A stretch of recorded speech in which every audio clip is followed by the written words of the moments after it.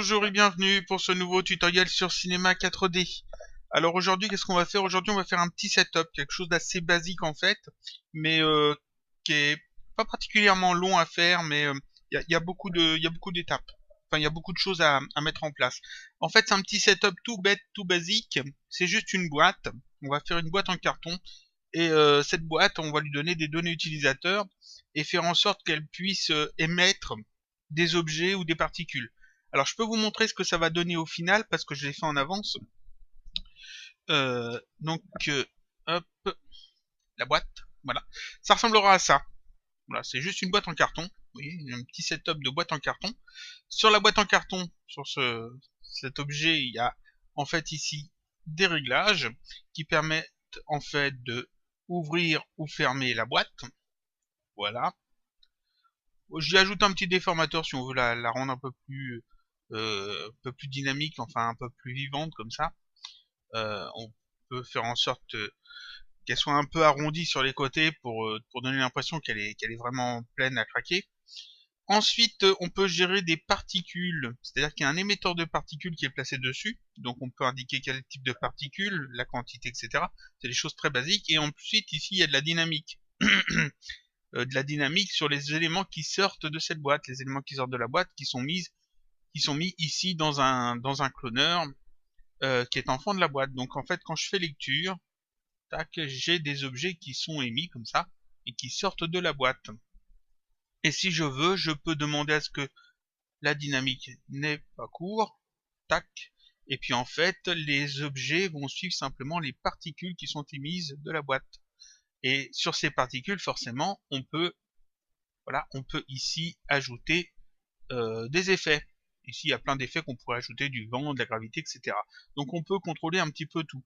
Ça, c'est quelque chose d'assez basique à faire. Mais bon, il faut quand même tout mettre en place. Et puis, je voulais faire ce tutoriel-là pour les nouveaux arrivés sur la chaîne, les nouveaux abonnés qui n'ont pas forcément suivi les autres tutoriels et puis qui ont envie de faire quelque chose un peu plus intéressant que juste voir des nœuds expresso, etc. Donc, en fait, ici, on a l'impression qu'il y a peu de choses. Mais c'est parce que en fait, tout est caché. Je vais aller dans les calques et je vais réafficher les calques. Tac. Vous voyez que ici il y a pas mal de choses en fait. Il y a des effecteurs, il y a des déformateurs, etc. Et tout est mis en place. Donc on va faire ça. Je recache tout. Voilà. C'est un petit setup. Donc après on peut tout à fait l'enregistrer. Et puis après le recharger dans les scènes que l'on veut, le réutiliser comme on veut. On peut aussi modifier le truc. Hein. Ici j'ai mis des objets de base dans le cloneur, mais je pourrais tout à fait mettre autre chose, et puis ça serait d'autres objets qui sortent de la boîte. Donc cette boîte-là, on va la créer tout de suite. Je vais retourner sur la scène vierge. Tac, voilà. Cette boîte, comment on va la faire? Eh bien, on va partir simplement d'un cube, parce que c'est une boîte, donc c'est très carré, donc on va faire un cube. Je vais faire un cube dans la scène. Tac, un cube. Je peux, alors, je vais remettre ici attribut, voilà. Je sélectionne le cube, il est par défaut d'une taille de 200 par 200 par 200, je vais laisser ça, il n'y a pas de problème. Par contre ici je vais mettre plus de frames peut-être pour plus tard, 250, voilà. Parfait. Donc ici 200 par 200 par 200. Seule chose que je vais modifier, c'est sur la hauteur, augmenter le nombre de segments, parce que si je veux ajouter un déformateur, je vais avoir besoin de plus de segments sur la hauteur. Donc ici, en segment Y, je vais pas mettre 1, je vais mettre 20. Voilà, ça fait beaucoup de segments, mais c'est bien pour justement avoir ce petit effet arrondi avec le déformateur, qui est pas du tout nécessaire. Hein. Vous pouvez tout à fait vous en passer, laisser un ici et ne pas mettre de déformateur. Moi, j'ai juste voulu en fait ajouter ce petit effet. Maintenant, ça, je vais le rendre éditable avec la touche C ou en cliquant sur cette icône. Tac. Et donc là, j'ai un objet polygonal. Là. Je vais retirer en mode polygone, outil de sélection, je vais retirer ici la face du dessus. Je la sélectionne et j'appuie sur la touche supprime pour la retirer complètement. Parce qu'en fait, j'en ai pas besoin. Je vais recréer en fait un couvercle. Donc voilà, parfait. Je vais passer par contre en mode, on va changer, on va prendre ombrage de gros, je vais prendre ombrage constant. Ça va changer un peu, voilà, de d'habitude. Voilà. Puis ça allège un peu la carte graphique. Donc ici, je vais donc recréer le couvercle. Je vais avoir besoin de 4 éléments pour faire les 4 pans qui s'ouvrent sur le dessus, pour faire le couvercle. Donc je vais faire des plans. Je vais faire un premier plan. Tac. Je vais mettre seulement un segment de largeur, un segment de hauteur. La boîte fait, le cube fait 200 par 200. Alors déjà, je peux s'y mettre 200 par 200. Voilà, comme ça, c'est pile la bonne dimension. Je vais le mettre à la bonne hauteur. Donc ici, en Y, toujours le plan de sélectionner. Ici, je vais monter ça de 100 cm, vu que ça fait 200 de hauteur. 100. Tac, c'est pile en haut. Donc j'ai recréé en fait le couvercle dans un sens. Seulement, il me faut pas que ça fasse toute la largeur de la boîte. Donc ici, ce que je vais faire en largeur, je vais mettre seulement 100. Voilà. Et je vais forcément décaler ça en X, donc sur l'axe ici, l'accent rouge, de 50 cm. Pour mettre sur le côté. Donc là, j'ai un côté en fait du couvercle. Ce côté du couvercle, c'est bien, sauf que ici, l'axe est au centre. Et en fait, ce qu'il faut, c'est que l'axe soit ici, pour qu'on puisse justement le tourner facilement. Alors, je vais rendre ce plan éditable avec la touche C ou cette icône, toujours pareil. Tac, c'est un objet polygonal maintenant. Je vais passer ici en mode axe. La touche raccourci, c'est la touche L. Ça ressemble en fait à la même icône, à l'icône, hein. Ça fait un L aussi avec des flèches. Donc, je clique dessus, je passe en mode donc axe, et en mode axe, ici, je peux déplacer l'axe, non pas ici, je veux pas qu'il soit à 50 cm sur l'axe X, mais je veux qu'il soit à 100 pour le déplacer pile ici au beurre. Donc ici, je mets 100 et je fais entrer. Comme ça, il se place pile ici. Et je ressors du mode axe en recliquant sur cette icône ou en appuyant sur la touche L, qui est la touche de raccourci. Donc là, en fait, l'axe est pile au bon endroit. C'est-à-dire que si je prends l'outil de rotation et que je tourne, ici, on voit que ça s'ouvre bien comme il faut. C'est parfait. Sauf que je ne vais pas jouer avec les rotations pour l'animer, parce que ça va être chiant. Je vais plutôt utiliser un truc qui est tout bête, je vais utiliser un effecteur MoGraph. Donc je vais aller dans MoGraph, effecteur, et je vais ajouter un effecteur simple. Et l'effecteur simple, je le mets enfant du plan. Le plan, je vais mettre plus bas, voilà, enfant du plan. Pourquoi je fais ça? Parce qu'en fait, ça va me simplifier tout par la suite. Au lieu de jouer avec des degrés pour faire tourner le couvercle, je vais utiliser en fait l'atténuation de l'effecteur simple, et donc j'aurai des pourcentages, ce qui sera beaucoup plus pratique pour les données utilisateurs. Donc l'effecteur simple est enfant du plan. Ce que je veux, c'est qu'il y ait un effet sur le plan, donc il faut le passer en mode déformateur. Je le passe en mode déformateur, ici déformation objet, parce que c'est un objet qu'on déforme. Tac. C'est pas les points, ni les polygones, c'est bien un objet. Donc là, vous voyez qu'il est passé en fait de 100 cm en hauteur. C'est pas ce que je veux. Donc ici, j'en mets ça à 0. Je peux me décocher ici. Moi, ce que je veux, c'est que il se tourne comme ça. Tac. Donc ici, c'est de la rotation qu'il faut que je gère. Donc je coche ici rotation. Et ici, rotation B, si je me trompe pas, c'est celle-là. Oui. Je vais ici mettre, on va dire jusque là, 210 degrés. Voilà. En rotation B, 210 degrés. Donc en fait, j'ai fait tourner le plan de 210 degrés sur son axe. C'est super. Et là, c'est des degrés. Comme j'ai dit, je voulais pas gérer des degrés après pour les données utilisateurs. Donc, en fait, ça, après, j'y touche plus. Je vais ici dans atténuation. Et là, j'ai influence. Et l'influence, c'est des pourcentages. Et si je baisse l'influence, ça diminue en fait justement l'influence de l'effecteur. Donc, ça permet de refermer le couvercle ou de l'ouvrir. Et ça, c'est en pourcentage. Donc c'est bien pratique. Je vais le mettre en fait ici à 0% pour le moment. Donc j'ai le plan et j'ai un effecteur simple dedans. J'ai donc un couvercle déjà qui fonctionne. Je vais le dupliquer ce couvercle en faisant un contrôle-clic déplacé sur le plan, comme ça. Tac. Je mets sur le plan, j'appuie sur la touche contrôle, je clique, je reste cliqué, je le déplace vers le bas, je relâche, ça en fait un double. Ce double, je le sélectionne et je vais le faire tourner avec l'outil de rotation de 180 degrés. Comme ça. Tac. 180 degrés. Et ensuite, ici, en X, je vais le mettre à, non pas à 100, mais à moins 100. Comme ça, il va se placer pile de l'autre côté. Et comme j'ai dupliqué aussi l'effecteur simple, je peux même sélectionner les deux effecteurs simples. Si je joue avec l'influence des deux, on voit que déjà, ça s'ouvre comme il faut. C'est parfait. Je vais encore dupliquer ces deux plans, celui-là et celui-là. Donc CTRL, je reste appuyé sur CTRL, je clique, je reste cliqué, je me déplace vers le bas, je relâche, ça m'en fait des doubles. Ces doubles, ils sont sélectionnés, je prends l'outil de rotation et je vais les faire tourner de 90 degrés. 90 degrés. Tac, voilà. Et maintenant, si je sélectionne les 4 effecteurs simples, et que je joue avec l'atténuation, on peut ouvrir ou fermer la boîte. Donc je vais l'ouvrir complètement. Là, déjà, on a un truc qui fonctionne plutôt bien. Je vais mettre ces 4 plans, celui-là, celui-là, celui-là et celui-là, en fend du cube. Tac, comme ça, quand je déplace le cube, en fait, je vais déplacer les couvercles en même temps. Tout reste attaché, tout est un ensemble. C'est très bien. Ça va me permettre aussi de faire des choses en plus. Ça va me permettre, par exemple, d'ajouter un déformateur là-dessus. En fait, je vais ajouter 2 déformateurs. Comme les plans sont tous... alors, ce que je peux faire aussi, c'est ici, les effecteurs simples, mettre les petites pastilles en rouge comme ça. Alors, tac, tac, comme ça. Mais pas pour les plans. Pas pour les plans. Ah, je vais y arriver. Tac. Celui-là, oui. Voilà, et celui-là, non. Tac. Donc les 4 effecteurs simples, je mets les petites pastilles ici en rouge, comme ça on ne les voit pas en fait. Ça gêne pas. Ils sont toujours actifs, mais on les verra pas. Et je peux même d'ailleurs après les refermer ici, tant qu'à faire, histoire que ça soit plus net, plus clair. Voilà. Donc en fait ici, les 4 plans sont regroupés dans le cube. C'est un peu comme s'ils étaient dans un neutre. Donc si j'ajoute un effecteur en mode déformation ou un déformateur dans ce cube, il aura un effet sur les 4 plans puisqu'il sera groupé avec, et il aura aussi un effet sur le cube puisqu'il sera en fond du cube.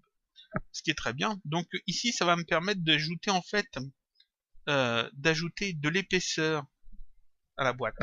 Donc je vais simplement ajouter ici le déformateur explosion FX. Tac. Je l'ajoute en fond du cube. On va peut-être le mettre tout en bas après les plans, mais bien en fond du cube. Ici, ça ajoute donc de l'épaisseur, mais ça fout un peu le bordel puisque le déformateur explosion FX permet de faire exploser les objets. Ce que je vais faire, c'est que je vais tout mettre à 0.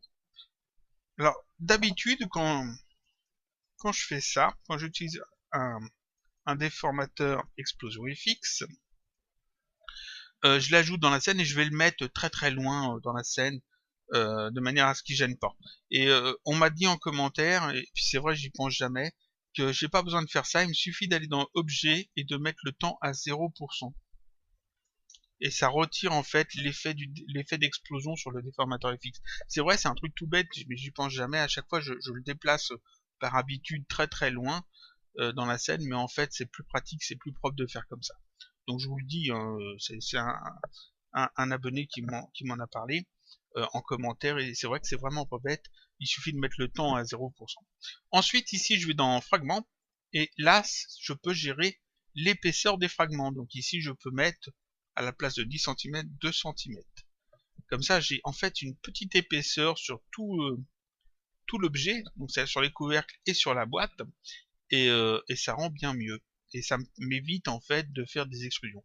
L'explosion FX ici, on voit son en fait sa zone d'influence, mais comme on s'en sert pas pour faire exploser les objets, on n'a pas besoin de voir ces lignes qui vont perturber plus qu'autre chose la scène. Donc ici, pareil, petite pastille en rouge, tac, voilà, comme ça on le voit plus.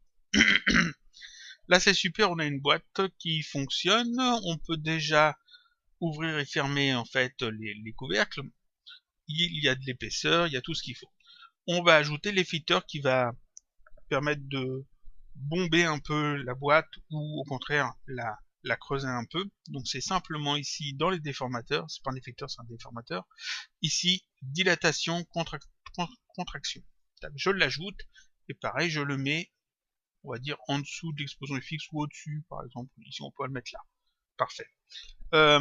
On voit encore ici la délimitation du déformateur.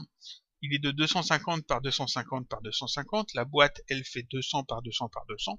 Donc je vais modifier ça. On va mettre 200 par 200 par 200. Et ensuite, comme elle est enfant cette déformation est enfant du cube. Ici, si je joue avec l'intensité, je peux déjà déformer la boîte. Ce qui est génial.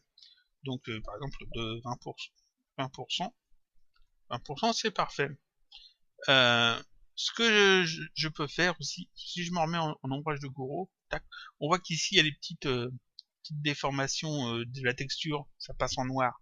Ça se gère facilement. Je clique ici sur le tag de lissage du cube, et je vais baisser ça à 70%. On le baisse progressivement normalement, mais normalement 70%, bon, 69, voilà, 69, même moins. Pour être sûr, on va mettre 65. Parfait. Voilà. Donc je reviens en fait ici, comme ça. Je reviens ici sur la dilatation-contraction. Donc ici, je peux jouer en fait avec l'intensité 20% ou au contraire creuser comme ça. Donc ça me permet d'ajouter en fait un réglage de plus. Je remets ça à 0 pour le moment. Donc là en fait déjà j'ai un petit setup qui pourrait être déjà pas mal. Ouais, bon, ce que j'ai montré, c'est que en fait, on a des objets qui peuvent être générés par la boîte et jaillir de la boîte. Ces objets sont gérés par des particules et un cloneur. Mais quand on met beaucoup de choses dans la boîte, forcément, ça va prendre de la place. Et puis, si on veut que les éléments soient dynamiques, qui se percutent les uns les autres, ça va poser problème parce que la boîte, elle a une dimension qui est fixe. Elle va pas être très élastique. Même si on a mis ce déformateur, ça va pas aller. Donc en fait, ce que je vais faire, je vais ajouter dessus un effecteur, homographe, un effecteur simple qui va simplement faire disparaître les éléments qui sont à l'intérieur de la boîte. Donc c'est un truc tout bête, c'est un simple effecteur simple qu'on va mettre en fait en paramètre une échelle de -1. Donc j'ajoute dans ma scène un effecteur simple. Tac. Je vais peut-être le renommer, je vais l'appeler disparition des objets. Parce que je l'avais appelé comme ça. Des objets. Tac. Je le mets en fait, je vais le mettre tout en bas. Paf. La boîte, en fait, je l'ai pas bougée depuis le début, elle est en 0, 0, 0. Le disparition des objets, l'effecteur simple, est aussi en 0, 0, 0. Je laisse tout en fait ici à la position 0, 0, 0, ce qui me simplifie énormément la tâche. Cet effecteur, je le sélectionne, je vais dans atténuation, ici, dans ses propriétés, et à la place de forme infinie, je vais mettre forme boîte. Tac. Donc en fait, c'est une boîte. Et je laisse en fait l'atténuation à 50%, qui est pas mal du tout. Je vais ensuite dans ces paramètres, et ici, je veux pas qu'il modifie la position, donc ici, je mets 0. Et je peux décocher ça. Et je vais cocher échelle, échelle uniforme, et ici, je vais mettre -1. Comme ça, en fait, tout ce qui rentre dans la zone rouge de cet effecteur, dans ce carré rouge ici, aura une taille de -1. Et entre le carré rouge et le carré jaune, il y aura une taille qui permettra de faire la transition. Donc tous les éléments qui vont rentrer dans la partie jaune vont changer de dimension, ils vont devenir de plus en plus petits, et en entrant dans la zone rouge, ils disparaîtront complètement. C'est génial. Cet effecteur, je pourrais le déplacer, mais je vais le laisser là où il est très très très très bien. Je vais grouper en fait le cube et la disparition des objets, donc l'effecteur simple, avec Alternat G, voilà, dans un neutre que je vais appeler la boîte, ou plutôt boîte en carton. Je l'avais appelé boîte en carton, donc je refais la même chose. Boîte en carton, parfait. Ici, donc, on a un effecteur qui va faire disparaître les éléments qu'on met dans la boîte. Pour que cet effecteur ait vraiment un effet, il faut en fait l'appliquer sur quelque chose sur un élément homographe. Alors je peux utiliser un fracture, ça peut être intéressant, ou un cloneur. Je vais plutôt utiliser un cloneur parce que comme on va l'utiliser avec des particules, c'est plus sympa d'utiliser un cloneur, et puis comme ça permet en fait, même sans utiliser les particules, comme d'avoir des éléments qu'on puisse gérer. Donc en fait, je vais ajouter un cloneur homographe que je vais mettre enfant d'une autre boîte en carton, je le mets au-dessus, voilà. Ce cloneur, je le sélectionne, et ici dans effecteur, je fais glisser l'effecteur disparition des objets. Donc tout ce que je vais mettre dans ce cloneur sera affecté par cet effecteur disparition des objets. par exemple, je vais mettre un Tor. Voilà, on va dire de 80, et puis là on va mettre 20, voilà. Donc c'est un Tor, plus petit encore. On va dire 40, et puis 10.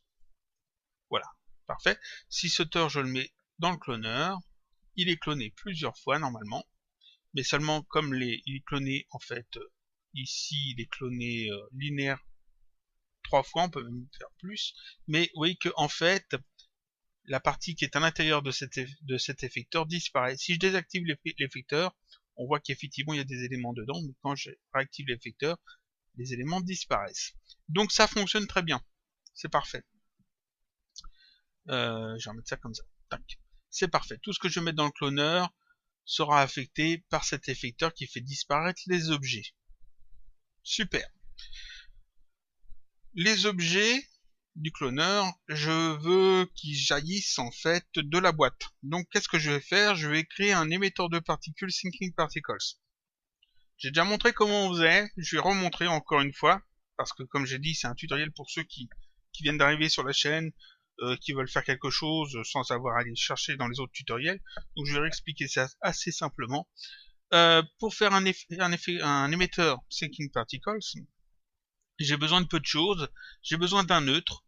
Donc j'ajoute un neutre dans la scène, voilà, que je vais appeler émetteur, histoire que ce soit clair. On pourrait l'appeler totalement différemment. Émetteur TP. Voilà, TP pour Thinking Particles. Je vais le mettre en fin de l'effecteur simple ici. Disparition des objets comme ça, je suis sûr qu'il sera rattaché dessus. Et je vais le faire tourner de manière à ce que l'axe bleu ici, la flèche bleue, l'axe Z, pointe vers le haut. Donc je sélectionne mon outil de rotation, le neutre émetteur TP, et je vais le faire tourner donc comme ça de 90 degrés. Tac. Pourquoi je fais ça? Parce qu'en fait, l'axe bleu indique en fait la direction vers laquelle est tourné l'objet. Donc ici, vers laquelle est tourné le neutre émetteur TP. Et donc ça va être important parce que comme je vais y attacher un générateur de particules, les particules vont être générées dans la même direction que cet axe. Donc en fonction de la flèche bleue ici. Donc si je le tourne vers le haut, les particules vont aller vers le haut. Et comme il est rattaché à la boîte et à la disparition des objets, ici l'effecteur de disparition des objets, il est tourné dans le bon sens. Ça c'est super, mais seulement ça émet pas de particules, il faut d'abord ajouter autre chose. Ce que je vais faire, je vais aussi peut-être le déplacer un petit peu vers le haut. Non, on verra ça après.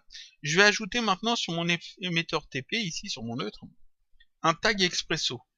Donc je fais un clic droit, propriété CinemaKD, je vais chercher tout en bas, ça sort de la capture, mais c'est tout en bas, expresso. Voilà, ça ajoute un tag qui ressemble à ça, et ça m'ouvre en fait la fenêtre expresso, que voilà. Elle est géniale cette fenêtre. Ici, dans calculer, je coche mise à jour de l'animation afin d'être sûr que ça se met bien à jour en fonction en fait de l'animation. Voilà, je vais la réduire un petit peu pour que ça rentre dans la scène, comme ça, parfait. Je clique ici sur l'onglet Xpool, qui me permet en fait d'afficher tous les nœuds que je peux ajouter dans cette feuille.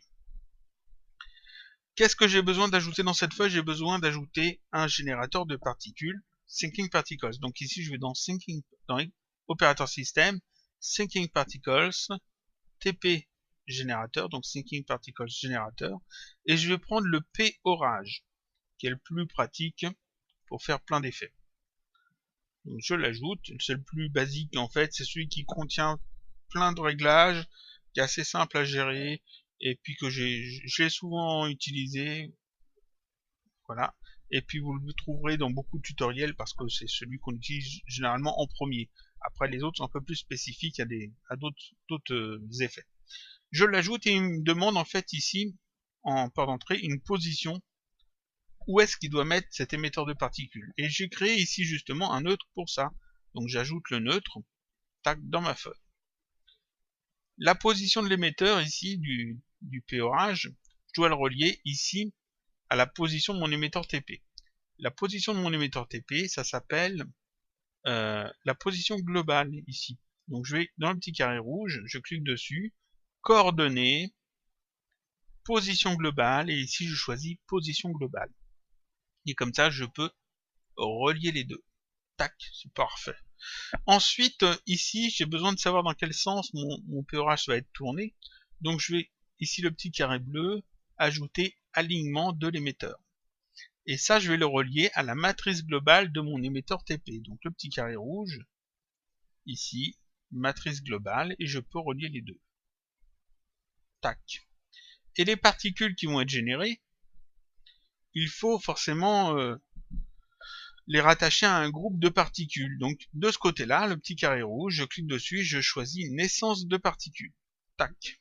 Ça m'ajoute ce port-là, naissance de particules, qui lui va être rattaché en fait à un élément Thinking Particles que l'on trouve dans TP standard et qui est le P-group. Ici, P-group. Je l'ajoute et je relie le P-group et la naissance des particules. Voilà, donc les particules, le générateur de particules se place là où il y a l'émetteur de particules, dans la même direction. Il va générer des particules qui iront dans le P-group global. Ici c'est global, mais on changera ça par la suite. Donc là j'ai déjà un truc qui est bien. C'est pas mal. En fait j'ai peu de choses à faire autres. On va rajouter les choses après, mais c'est après. Je peux fermer ça, et ici, donc quand je fais lecture, j'ai des particules qui sont émises. Ces particules, je veux que tous les éléments qui sont dans le cloneur aillent se cloner dessus. Donc je sélectionne mon cloneur, je vais dans ses propriétés, et je change le mode, non pas en linéaire, mais en objet. Et ici, dans objet, je vais indiquer le groupe de particules que je veux utiliser. Donc je vais dans simuler, Thinking Particles, paramètres Thinking Particles, et ici le groupe global, je le fais glisser ici à la place d'un objet dans le champ objet. Et là normalement ça génère des tors sur chaque particule. C'est parfait. Donc là déjà j'ai créé un truc qui génère en fait des tors. On va faire ça comme ça, non, comme ça, qui génère des tors. Tous dans le même sens. Tous dans le même sens, il n'y a aucun tort qui change de position, etc. Donc c'est un petit peu... ça fait pas assez fouillis, ça va pas. Donc je vais mettre ça comme ça, tac. Ce que je vais faire, c'est que je vais ajouter des effets sur le cloneur pour changer ça. Je vais ajouter en fait un effecteur qui va faire tourner ces objets, ces tors. Ils seront bien sur les particules, mais ils vont tourner en même temps. Et puis, pour pas qu'ils tournent tous en même temps, je vais ajouter un effecteur randomisation. Donc ce que je fais, c'est que je sélectionne le cloneur, qui est ici, et je vais dans MoGraph, effecteur, et je vais ajouter un effecteur temps, qui est ici, effecteur temps. Tac, je l'ajoute. Si on regarde un petit peu les paramètres, je le sélectionne bien, les paramètres de l'effecteur temps, ici il fait tourner les objets de 90 degrés. Donc en fait quand je fais lecture ici, les objets tournent de 90 degrés. Seulement là ils tournent en fait à l'horizontale, donc c'est pas du tout ce qu'on veut. Ici je vais les faire tourner on va dire de 20 degrés, mais aussi de 20 degrés comme ça, et de 20 degrés comme ça. Donc si je fais lecture, tac, les tors tournent un petit peu, lentement, dans tous les sens. C'est bien, mais ils tournent tous en même temps, donc ça va pas. Donc pour pas qu'ils ne tournent tous en même temps, je resélectionne le cloneur, je vais dans MoGraph, effecteur, et je vais ajouter un effecteur randomisation, qui ajoute en fait du hasard au clone. Donc je l'ajoute. Par défaut, alors je le sélectionne bien, par défaut, ce randomisation, dans ses propriétés, ici, il ajoute du hasard dans la position. Il met 50 cm de hasard pour chaque clone. C'est pas ce que je veux, parce que je veux que mes clones soient clonés sur les particules. Donc ici, je mets tout à 0, et je peux même décocher ça. Ce que je veux, c'est que la rotation soit au hasard. Donc je coche rotation, et ici, je vais mettre 90 degrés, ici, dans les trois rotations, rotation H, rotation P, rotation B.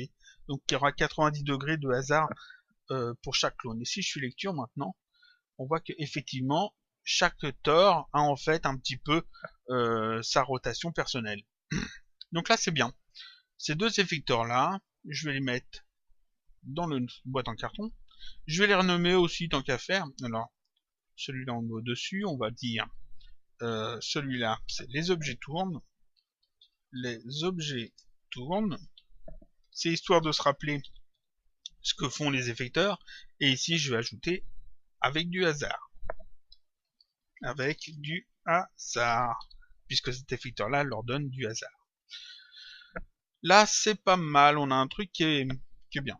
On a un truc qui est bien. J'utilise des particules. Alors, je ne mettrai pas toujours forcément un cloneur. Peut-être que je vais avoir envie d'utiliser autre chose qu'un cloneur. Peut-être que je vais vouloir mettre une forme sur les particules, une lumière par exemple. Ça pourrait être sympa. Donc en fait, il me faut quelque chose qui est quasiment essentiel pour les particules. C'est une géométrie de particules. Alors je vais ajouter tout de suite une géométrie de particules. Je vais dans Simuler, Thinking Particles, et j'ajoute la géométrie de particules, que je vais mettre aussi dans le neutre boîte en carton. Voilà. Alors, je vais tout rouvrir pour montrer qu'il y a quand même pas mal de choses maintenant. Donc, on a la géométrie de particules. On a un effecteur temps qui fait tourner les objets. On a un effecteur randomisation qui leur donne du hasard. On a un cloneur donc qui va nous permettre de gérer les objets. On a le cube qui constitue la boîte. On a 4 plans qui constituent les couvercles de la boîte. On a ici un déformateur qui permet de faire grossir ou au contraire amincir la boîte. On a des effecteurs simples qui permettent d'ouvrir ou de fermer les couvercles. Un explosion FX qui permet de donner de l'épaisseur, donc à notre boîte, c'est parfait. On a un effecteur ici, un effecteur simple qu'on a appelé disparition des objets qui fait disparaître les objets qui sont dans la boîte, et un émetteur Thinking Particles. Ça fait beaucoup de choses. Et tout ça, bah, c'est chiant à gérer. C'est chiant à gérer, alors qu'est-ce qu'on va faire? On va faire simplement des données utilisateurs. Tout bêtement, pour pouvoir en fait, quand je sélectionne boîte en carton, j'ai ici un onglet en plus, je clique sur cet onglet et ça me permet de gérer tous ces trucs là de manière simple. Et puis tout ça, on va pouvoir en fait les cacher en les mettant dans un cadre qui sera invisible et puis garder que en fait ici le cloneur avec les objets qui sont dedans. Comme ça, ça simplifie énormément les choses. Ce que je peux tout de suite rendre invisible, c'est ici les objets tournent, je mets la petite pastille en rouge. Avec du hasard, je mets la petite pastille en rouge. Pas besoin que ça se voie. Ici, disparition des objets, je mets la petite pastille en rouge aussi. Voilà, on n'a pas besoin de le voir, ça sert pas.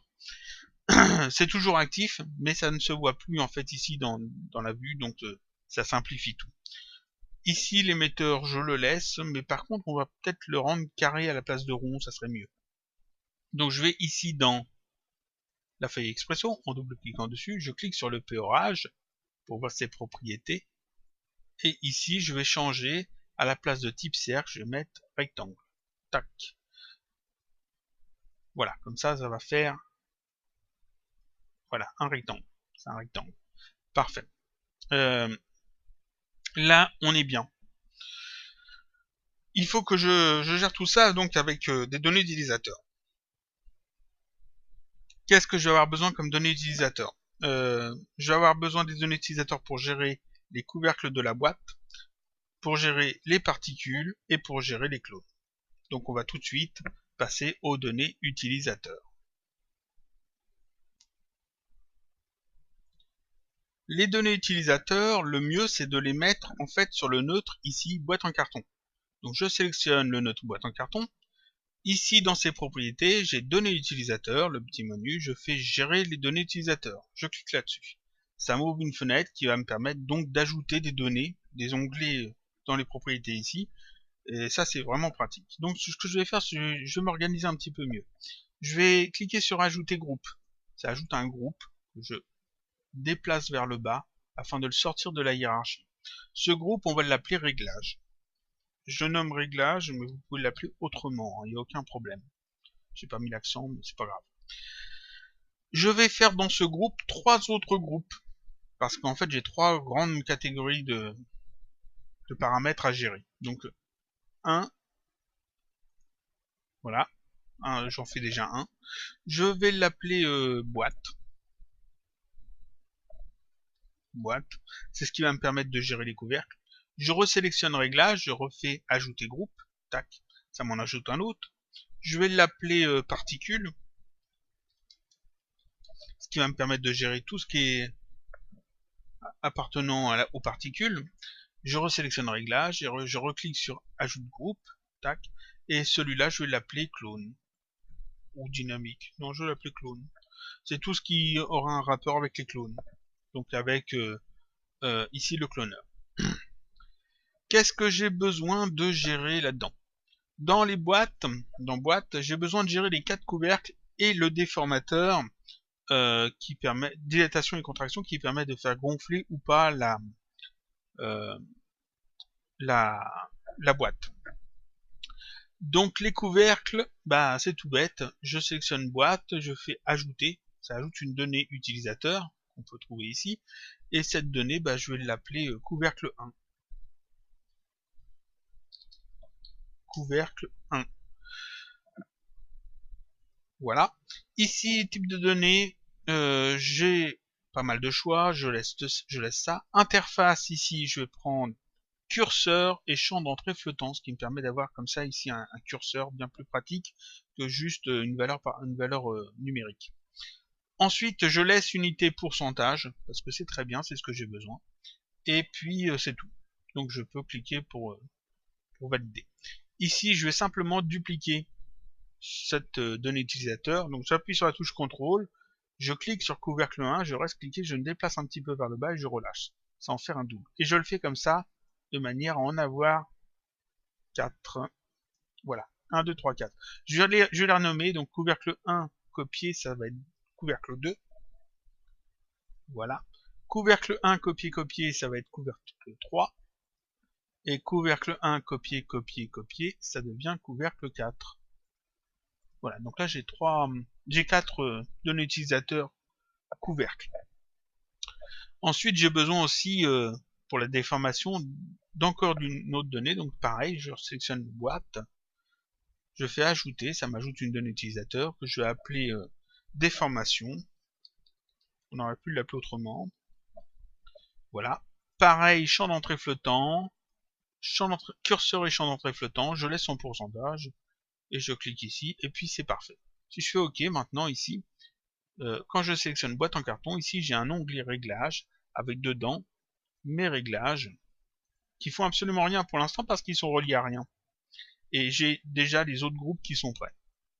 Vous voyez que je peux refermer les groupes et rouvrir si je veux, c'est très pratique. Je vais, pour gérer tout ça, je vais en fait ajouter un expresso sur boîte en carton, non sur cube. Je vais l'ajouter sur cube parce que ça correspond au cube.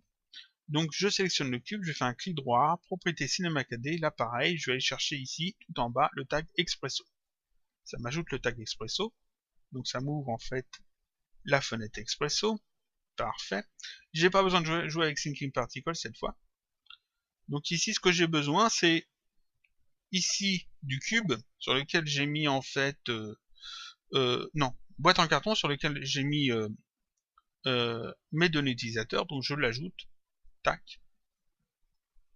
On va l'agrandir parce qu'on a besoin de récupérer toutes les données utilisateurs. J'ai besoin de récupérer en fait ici en port de sortie toutes les données utilisateurs, tout ce qui est ici.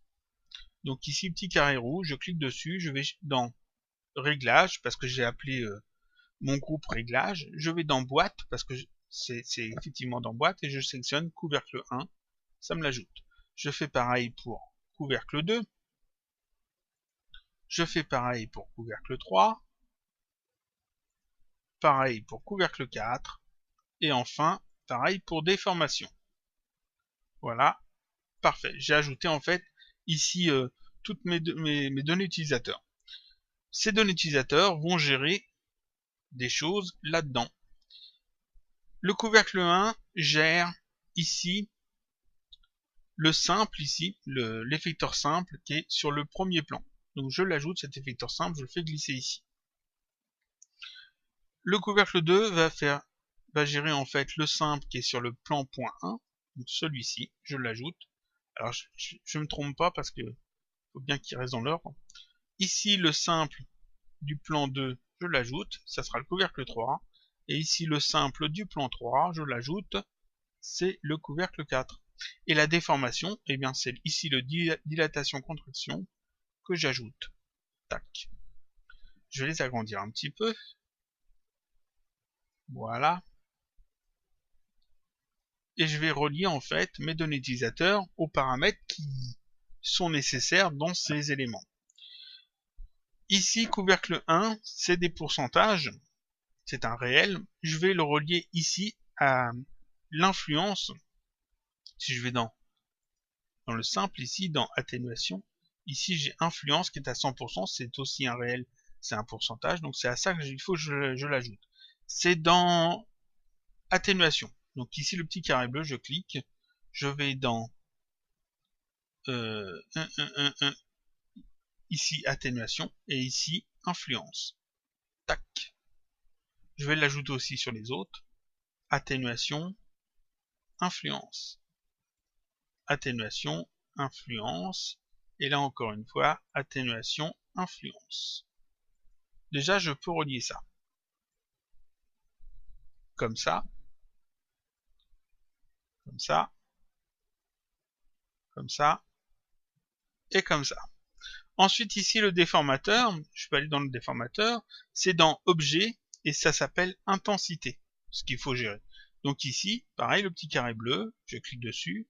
Caractéristique de l'objet. Intensité. Et je relie ici déformation à intensité. Alors je peux faire un contrôle double-clic sur les fenêtres pour les boîtes pour les mettre à la bonne dimension. Et puis je vais tout rapprocher, tout organiser de manière à ce que ce soit un petit peu mieux. Voilà, comme ça, et mettre ça un peu plus haut ici parce qu'on va ajouter d'autres choses. Si je ferme cette fenêtre là et que maintenant je vais dans boîte en carton, ici on peut voir que mes données utilisateurs ont effectivement un effet sur le petit setup. Voilà. Et là, déformation, on peut faire gonfler, mais seulement on peut pas aller vers le moins ici. On peut pas faire moins quelque chose. Parce qu'en fait, quand j'ai ajouté ma donnée utilisateur, j'ai pas spécifié qu'on pouvait aller vers la négatif. Vers le négatif. Donc ce que je vais dans boîte en carton, toujours, dans données utilisateurs, gérer les données utilisateurs. Voilà. Je resélectionne ici ma déformation, et ici je peux spécifier des choses comme par exemple le minimum et le maximum. Minimum, je vais mettre moins 100. Ce qui est beaucoup, hein. Mais bon, c'est pas grave. Ici, donc la valeur par défaut est maintenant placée au milieu.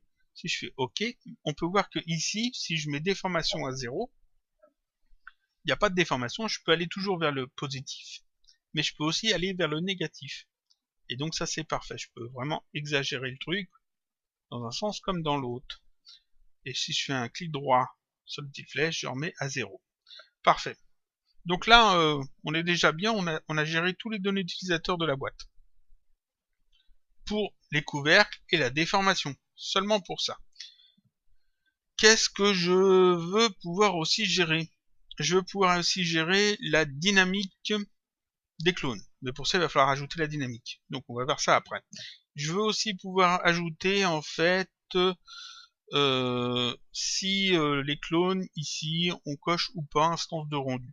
Je vais cocher par défaut, tac. Mais je veux pouvoir gérer ça avec les données utilisateurs, c'est plus pratique.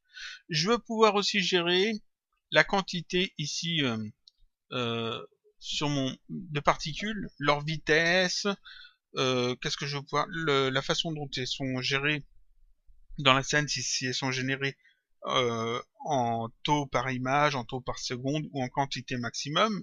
Je veux pouvoir gérer leur durée de vie, la variation de leur durée de vie, leur vitesse, la variation de leur vitesse, et aussi le groupe de particules auxquelles elles appartiennent. Ça fait beaucoup de choses tout ça. Mais faut le faire. Ici dans géométrie de particules, il faut aussi indiquer quel groupe de particules on utilise, et donc ça aussi je veux pouvoir le gérer dans les données utilisateurs. Donc je vais ici sur boîte en carton, je fais un clic droit, propriété CinemaKD, je vais ajouter un tag Expresso, pour ajouter une feuille Expresso toute neuve dessus. Je veux donc pouvoir gérer ici les effets qu'on ajoute sur les particules. Pour ça, il faut que j'ajoute depuis Thinking Particles, dans le TP initiateur, il faut que j'ajoute un P conduit. Donc j'ajoute un P conduit, et le P conduit ici, on lui indique en fait un groupe de particules, et tout ce qu'on ajoute ici, tous les effets qu'on peut ajouter sur ce port-là, sont ajoutés sur les particules. Si j'ajoute une gravité, ça sera là-dessus. Si j'ajoute un P-bulle, ça sera aussi ajouté là-dessus. Mais là, ça m'indique le groupe global. Et quand j'avais fait ici cet expresso, ici c'était aussi le groupe global. Et quand j'ai été chercher ici dans Thinking Particles, paramètres Thinking Particles, c'était aussi le groupe global. À chaque fois, c'est le groupe global. C'est le groupe par défaut, qui correspond à toutes les particules de la scène. Seulement, cette boîte, vous allez peut-être l'utiliser dans une scène qui aura d'autres particules, avec d'autres groupes.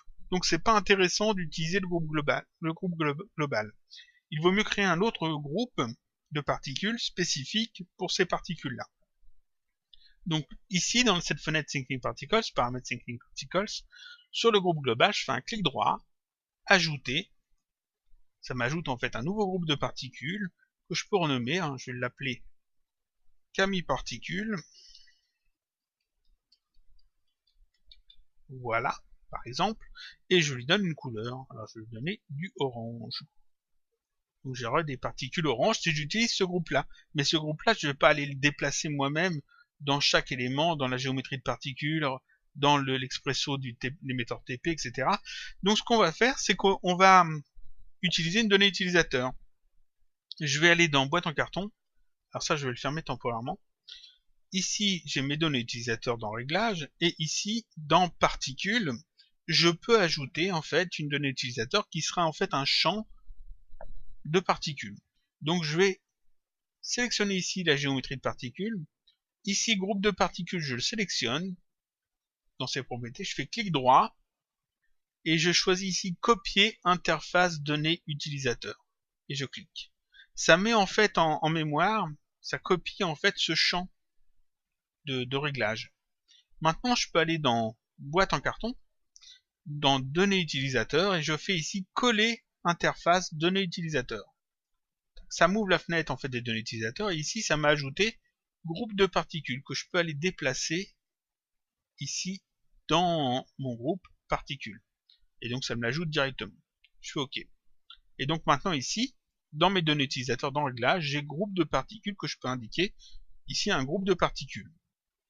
C'est bien, il faut rattacher ça maintenant en fait à tous les éléments qui ont besoin de connaître un groupe de particules. Alors je vais fermer ça. Tac. Voilà.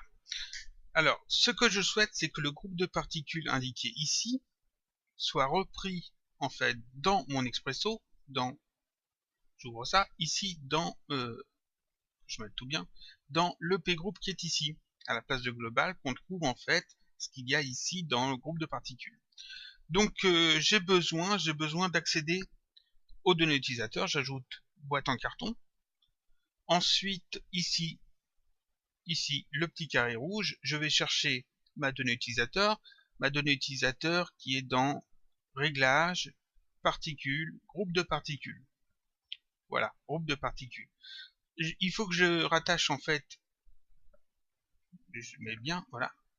Il faut que je rattache ce groupe de particules ici au P-groupe, donc petit carré bleu, et j'ajoute le peur P-groupe. P-groupe, on l'ajoute, voilà. J'ajuste bien, et on relie simplement les deux. Voilà, comme ça. Donc maintenant, ici, dans P-groupe, on aura ce que l'on met ici, dans le groupe de particules de données utilisateurs. On va tester ça tout de suite. Donc je vais chercher ici mon groupe de particules, je l'ajoute ici dans le groupe de particules. Voilà, et on actualise la page. Là, c'est parfait. Ici, je vérifie, ça s'est bien mis à jour. Donc, en fait, ça fonctionne très bien. Seulement, notre groupe de particules, on n'a pas uniquement besoin dans le P-groupe. J'ai aussi besoin qu'il soit dans d'autres éléments de ma scène, notamment ici dans le cloneur. Dans le cloneur ici, dans objet, c'est le groupe global par défaut. Je veux mon groupe de particules des données utilisateurs. Donc je l'ajoute ici dans mon Expresso. Le petit carré bleu, je vais chercher dans objet, objet, donc caractéristique de l'objet, le peur, objet. Voilà, et je relie simplement les deux. Donc ici on a le p-group, on a le cloner, mais il faut aussi la géométrie de particules. Ici, groupe de particules, dans la géométrie de particules, c'est pareil, je l'ajoute. Je vais... Alors voilà, on va l'ajuster comme il faut. Ici le petit carré bleu, caractéristique de l'objet, groupe de particules, et je relie aussi. Voilà. J'ajuste tout. On va essayer de rendre ça un petit peu mieux parce que ça reste propre. Alors on va ajuster ça. Essayer d'avoir des traits qui sont assez droits. Faudrait que je déplace peut-être celui-là. Ou alors un peu plus de place ici. Que je les ajuste comme ça. Ça a l'air mieux. Faudrait que ça soit en ligne droite. Comme ça, c'est parfait. Donc ici, ici c'est bon. La donnée utilisateur dans boîte en carton va être reprise. Donc, alors, la donnée utilisateur ici, groupe de particules de boîte en carton, est reprise ici dans groupe de particules, ici dans objet, et là-dedans dans le p-group. J'en ai aussi besoin dans cette feuille Expresso. Ici, j'ai un p-conduit, et ce p-conduit, pareil, il a besoin de connaître le groupe de particules. Donc j'ajoute la boîte en carton, pareil, le petit carré rouge, réglage, particules, groupe de particules. Ici, je vais chercher le peur groupe, et je relie simplement.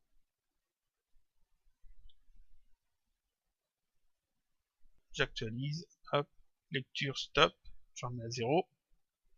Et là, ça n'a pas actualisé. Ah oui, ici, pour que ça s'actualise, il faut mettre quelque chose en sortie, ici. Sinon, il considère qu'il n'y a pas besoin d'actualiser. Par exemple, si j'ajoute un p-bulle, voilà. Si j'ajoute un p-bulle comme ça, tac, et que j'actualise, alors, c'est de le faire bien. J'actualise, voilà, ça s'actualise bien comme il faut. Mais il faut qu'il y ait quelque chose d'attaché en fait en sortie. S'il n'y a rien d'attaché, ça ne s'actualise pas. Donc là, c'est pas bien gênant, de toute façon, ça jouera que si vous ajoutez des effets. Donc là, c'est bon, on a fini avec ça. Comme ça. Maintenant, on a d'autres choses à gérer. Parce que ici, on a géré le groupe de particules, mais dans l'émetteur de particules, on a plein de choses qui sont utiles. Je vais voir ce neutre-là, cet expresso-là, sur le neutre. Je clique sur le péorage, et on regarde un petit peu ses propriétés. Qu'est-ce qu'on a là-dedans?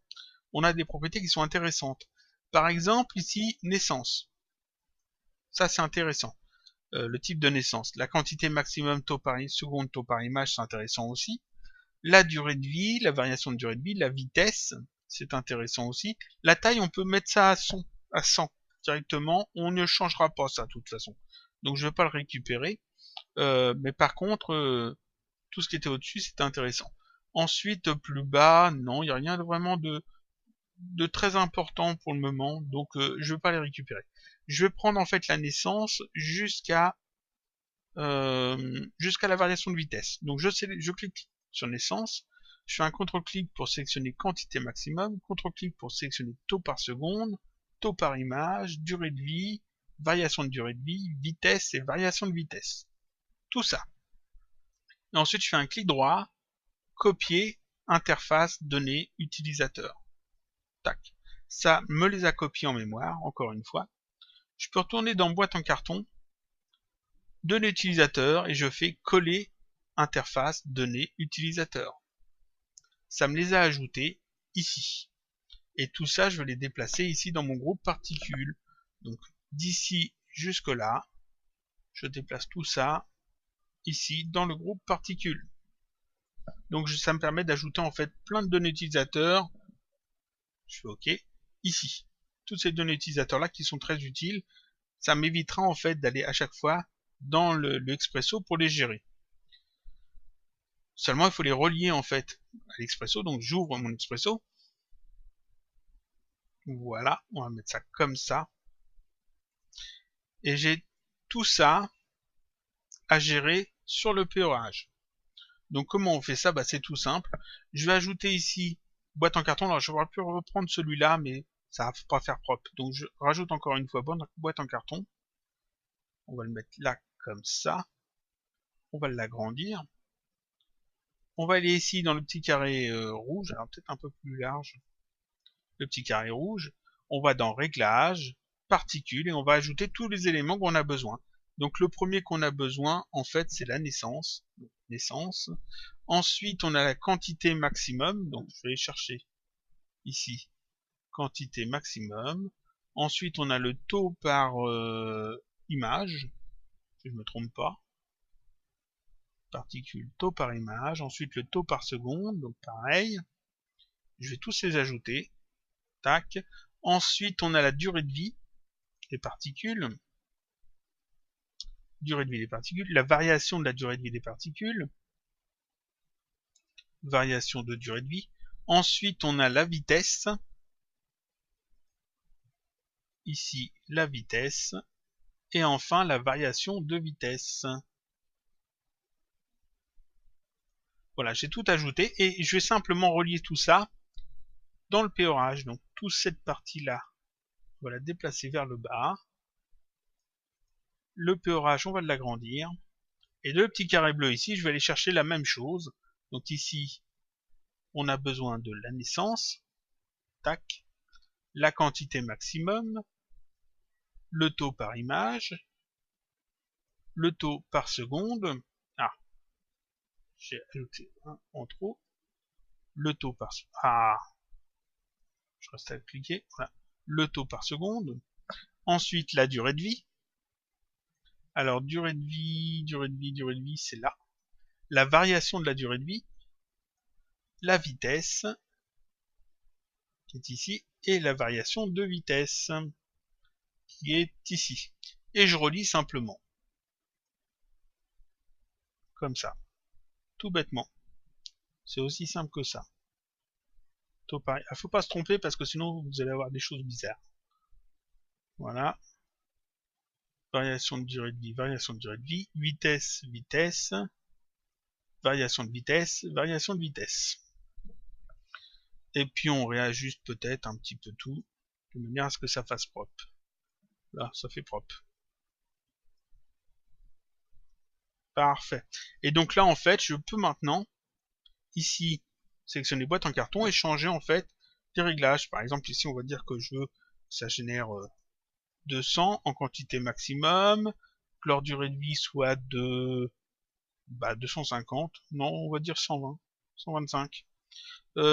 Vitesse, on va dire 200, voilà, et comme je fais lecture, en fait, voilà, ça génère en fait 200 au maximum, leur durée de vie sera de 125 frames, leur vitesse est 200, si je mets plus ici, vous voyez que ça va beaucoup plus vite, si je mets moins, ça va aller moins vite, voilà, si je mets moins, ça va beaucoup moins vite, donc ça se gère bien comme il faut, je vais remettre 200, voilà, et ça fonctionne très bien.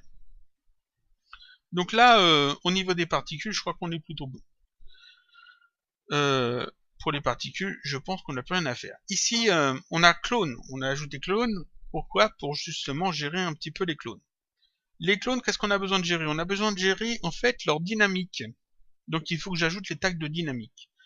Donc je sélectionne le cloneur, je fais un clic droit, propriété simulation et j'ajoute le tag corps rigide. Ça va permettre de rendre en fait les éléments qui sont en fond du cloneur dynamiques. Mais il faut que je change des petites choses. Donc je sélectionne ce tag et ici dans ses propriétés, je vais déjà à éléments individuels choisir tout. Donc tous les éléments qui seront dans le cloneur seront dynamiques. Ensuite, ici, on a déjà vu dans un autre tutoriel il n'y a pas très longtemps que le activer permettait d'activer ou désactiver la dynamique. On peut mettre activer, désactiver, on peut même faire des effets avec ça. C'est très sympa en fait d'utiliser ça dans notre petit setup. Donc je vais l'utiliser aussi. Ici on a mis un tag corps rigide sur les éléments qui sont dans le cloneur, mais il ne faut pas que ces éléments traversent en fait la boîte et ses couvercles. Donc on va ajouter en fait un tag de dynamique corps collision sur la boîte et sur les couvercles. Donc ici, je sélectionne le cube, le plan 1, le plan 2, le plan 3, en appuyant sur la touche CTRL pour tout sélectionner, pour les sélectionner les uns après les autres. Je fais un clic droit, propriété simulation, et je choisis corps collision. Ça ajoute ici des corps collision, ils sont même sélectionnés, et je peux aller dans les propriétés, et ici je vais changer forme, dans les propriétés collision, je change forme, à la place de automatique, je vais mettre maillage statique, ce qui permet en fait de prendre en compte le fait que la boîte est creuse, tout bêtement. Parce que si on le fait pas, il va pas savoir que la boîte est creuse, il va la considérer comme un bloc plein. Là c'est déjà pas mal. Si je fais lecture, tac, en fait vous voyez que la dynamique a un effet, c'est-à-dire que les éléments ne sortent pas de la boîte par ici, ils sont bien en collision avec la boîte et ils sortent par le haut et ils retombent bien en utilisant la gravité, parce que justement ils sont dynamiques. Mais je veux pouvoir désactiver la dynamique pour utiliser les particules à la place. Donc ce que je vais faire, c'est que je vais aller dans boîte en carton et ajouter ici deux données utilisateurs, une qui va me permettre de gérer la dynamique et puis une qui va me permettre d'activer ou pas les instances de rendu. L'instance de rendu, c'est cette case-là à cocher, parce que c'est bien pratique, quand les éléments sont tous identiques, on coche cette case et ça réduit en fait les temps de rendu. Alors que si les éléments ne doivent pas être identiques, vaut mieux décocher cette case. Donc je vais commencer par la dynamique. Je vais cliquer ici sur le tag de dynamique que j'ai mis sur le cloneur. Je vais dans dynamique. Je sélectionne ici le champ dynamique. Je fais un clic droit, copier interface données utilisateur. Je vais dans la boîte en carton, données utilisateur, coller interface données utilisateur. Ça me l'a ajouté ici et ça je peux le mettre dans le bon groupe, le groupe clone. Tac. Pareil, alors je fais OK. Pareil, ici je vais dans le cloneur, je sélectionne instance de rendu, je fais un clic droit, copier interface données utilisateur, je retourne dans boîte en carton, données utilisateur et je fais coller interface données utilisateur. Ça me l'a ajouté ici et je le fais glisser pareil dans le bon groupe sous dynamique. Donc là j'ai ajouté deux données utilisateurs de plus, il faut que je les relie forcément au bon réglage. Donc je vais aller dans l'expresso que j'ai mis en face de cube, je l'ouvre en double cliquant dessus, voilà, et je vais aller chercher ici les deux données utilisateurs de plus. Donc le petit carré rouge, réglage, clone, donc j'ai ajouté dynamique, et le carré rouge, réglage, clone, instance de rendu. Dynamique, c'est sur le tag qu'on a ajouté ici. Non, qu'on a ajouté ici. Le tag qui est sur le cloneur, donc je l'ajoute ici. Tac. Je fais glisser le tag dans la fenêtre Expresso. Et dynamique qui est ici, je vais aller le rattacher au bon réglage. Alors il ne faut pas se tromper, c'est le petit carré bleu. Ensuite, alors, je vérifie bien. On clique là-dessus, c'est dans dynamique, et ça s'appelle dynamique. Donc le petit carré bleu, on va ici dans dynamique, et ça s'appelle dynamique. Et je relis. Tac. Instance de rendu, c'est sur le cloneur. Le cloneur, c'est dans objet, et c'est instance de rendu. Donc j'ajoute le cloneur. Voilà. Petit carré bleu. Caractéristique de l'objet. Et on va chercher ici instance de rendu. Et on relie. Je fais un contrôle double-clic sur les nœuds pour les mettre à la bonne dimension. Et on les réajuste correctement, de manière à ce que ça fasse propre. Voilà, on va tout ramener un peu comme ça. Ces deux-là un petit peu plus en arrière. Voilà, normalement, il y a des fonctions pour le faire automatiquement, tout ça. Pour bien réagencer, en fait, les expressos. Je préfère le faire manuellement. Donc là, en fait, cette feuille expresso-là, on n'a plus besoin d'y toucher, normalement. Je peux la fermer. Qu'est-ce que l'on peut faire encore? On regarde un petit peu tout ce qu'on a fait jusqu'ici. Qu'est-ce qui manque? Il manque quelques petites choses importantes. Il manque les textures, et puis il manque aussi quelque chose qui va permettre de bien rendre ça clair, simple à utiliser, c'est-à-dire de cacher tout ce que l'on n'a pas besoin de voir. On peut aussi vérifier que si tout fonctionne. Ici, mes données utilisateurs, j'en ai rajouté plusieurs, j'ai rajouté celle-ci. Si je fais lecture ici, la dynamique est désactivée par défaut. Si j'active la dynamique, tac, tout tombe effectivement. Et si je désactive la dynamique, tout reprend en place, tout revient en place. Ici, instance de rendu. Si je coche instance de rendu, dans Cloner, ça coche instance de rendu. Et si je décoche instance de rendu, dans Cloner, ça le décoche correctement. Donc on peut gérer tout ça assez facilement, ça fonctionne bien. On gère tout ça, on gère tout ça, et on gère ça. Les textures. Alors les textures, j'ai été sur le site habituel, c'est-à-dire texture.com, qui s'appelait avant CG Texture, et j'ai téléchargé une texture de carton, tout bêtement. Et je l'ai redécoupé un peu, et j'obtiens cette image, qui sera disponible sur le blog, avec le fichier complet, si vous voulez pas tout faire.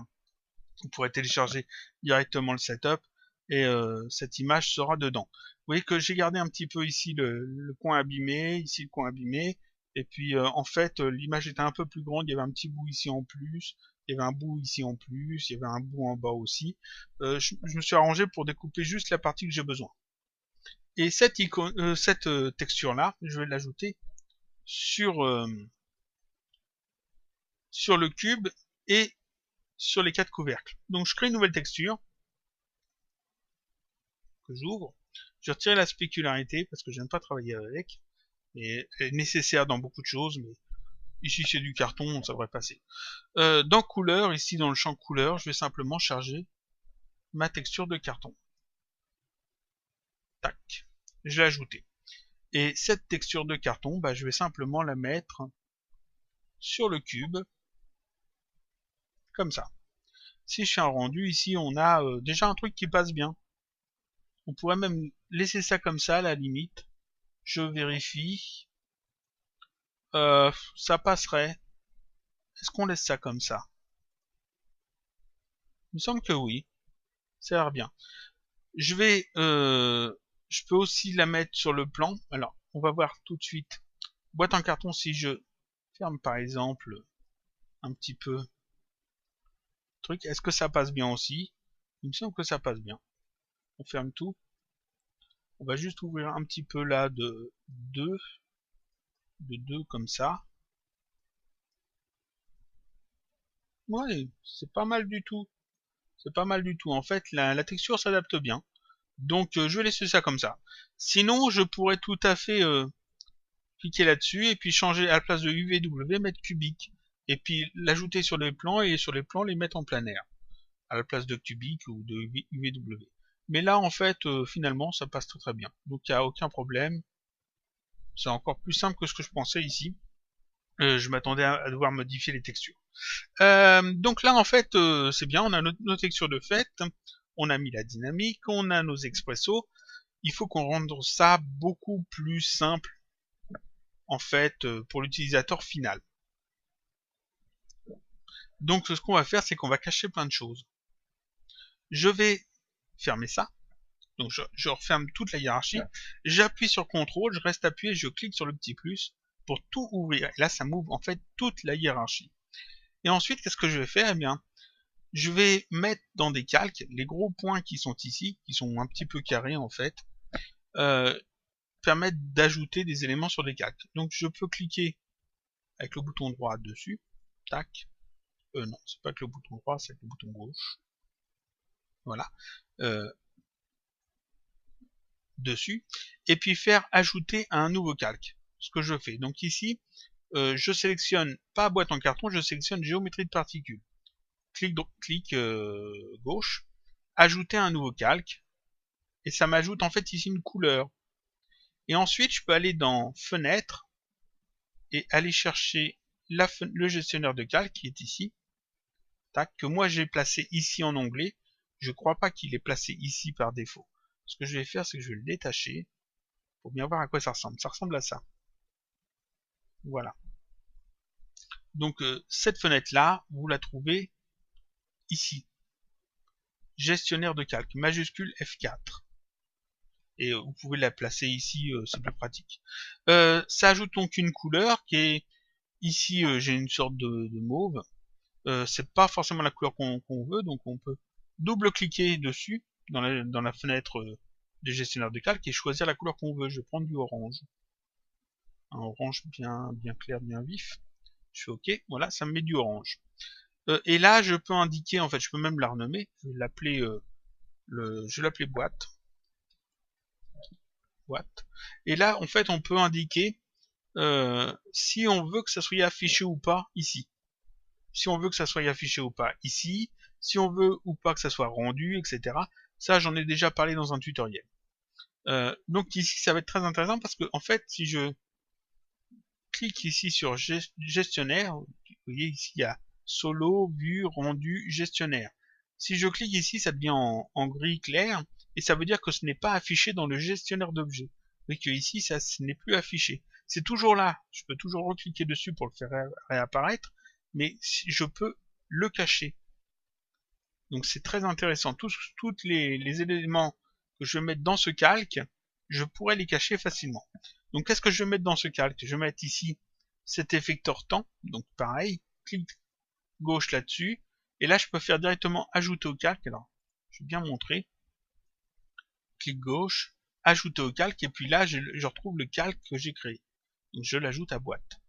Ici, l'effecteur randomisation, pareil. Je l'ajoute au calque boîte. Le cloneur, lui, je le garde parce que lui est important. C'est lui qui va contenir en fait les objets. On peut le renommer. Je vais le renommer objet dans la boîte. Voilà, pour que ce soit bien clair, qu'on sache que les objets qui doivent être dans la boîte, on les met là-dedans. Le cube, on n'en a pas besoin. Donc ici, je le mets dans la boîte, dans le calque boîte.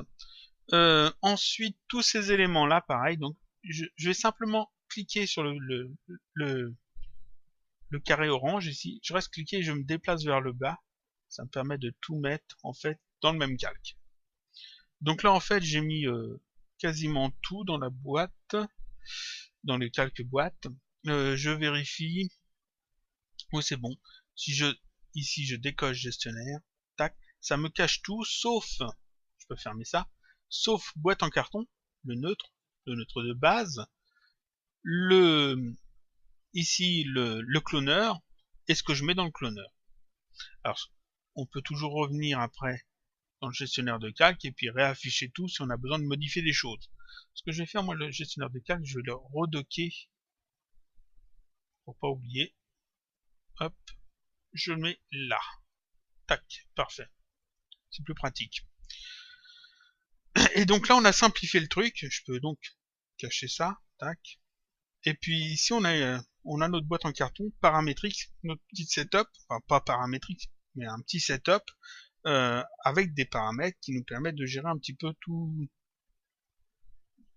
ce qui concerne cette boîte. Par exemple, on peut tout à fait faire une petite animation, dire qu'il y a tel ou tel frame, on la voit grossir comme ça, et puis arrive un moment, paf, elle repart ici à 0, parce que ici, les couvercles se sont ouverts, et puis les objets commencent à sortir. Et les objets peut-être qui rebondissent après sur un sol. Alors il suffit de rajouter un sol avec un tag de collision. Voilà.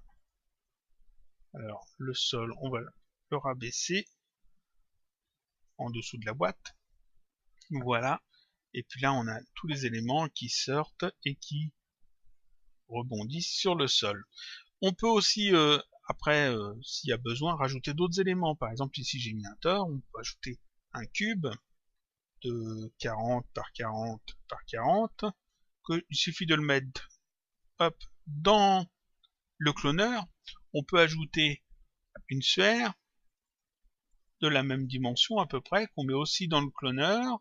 On peut ajouter d'autres éléments, tout ce qu'on veut en fait, une pyramide. Voilà, que je vais faire pareil. J'ai dit 40. Voilà, que je mets aussi dans le cloneur. Et tout ce qu'on met dans le cloneur en fait se trouve dans la boîte et est éjecté de la boîte. Et donc là, on a fait un petit setup tout bête. On peut ajouter une texture, soit sur tous les éléments, soit en mettre une par élément, une différente par élément. Par exemple, ici du vert, ici du bleu, tac, et puis je vais en créer une de plus en rouge, voilà, que je vais mettre sur les objets généraux, sur un petit peu tout, sauf ceux qui ont déjà une texture, et puis comme ça, je peux avoir en fait un petit setup avec des éléments dynamiques, une boîte avec des paramètres, et puis gérer tout ça assez facilement. On peut désactiver, tac, la dynamique, hop, réactiver la dynamique, comme on veut, et ça fonctionne super bien. Et voilà, et donc là on a fait notre petit setup. Donc cette scène là, je vais la mettre, je vais la sauvegarder, la mettre un petit peu en forme peut-être, ajouter un petit fond, etc. La faire bien au propre au niveau d'Expresso, etc. Avec peut-être des remarques, une remarque où je reprendrai en fait plutôt celle que j'avais déjà préparée, qui est la même, celle-ci.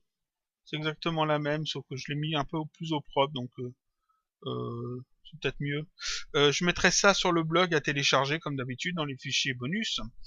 Et puis on arrive à la fin de la vidéo, donc je vous dis à la semaine prochaine pour un autre tutoriel, toujours sur Cinema 4D.